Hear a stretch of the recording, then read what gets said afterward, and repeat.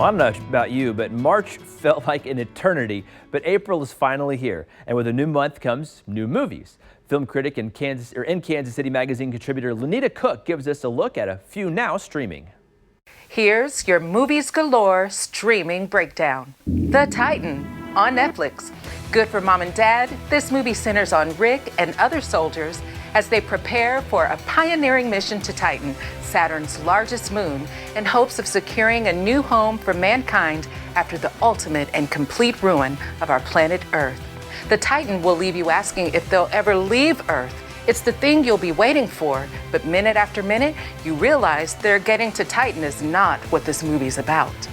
But in the end, the Titan is attention-grabbing. It's a well-paced, emotional ride, and the best part is the narrative shines a light on that something in us that is so strong, it cannot be altered even in the face of unprecedented and immense catastrophic change. And for the teens, The Sun is also a star. Starring Manhattan, Kansas actor Charles Melton and Yara Shahidi, this movie is an adaptation of the YA novel of the same name about star-crossed lovers from two immigrant families. He believes in a glitter in the sky, fire from the wand, magical kind of love, and she doesn't believe in love at all. He asks for one day to change her mind. The Sun is also a star is all gooey eyes and butterflies. It feels soft and bright, like a love story should, with sincere and sentimental moments. It's the kind of movie that might not be perfect, but it feels so good you want to watch it again. Now, for the tykes, Timmy Failure, Mistakes Were Made.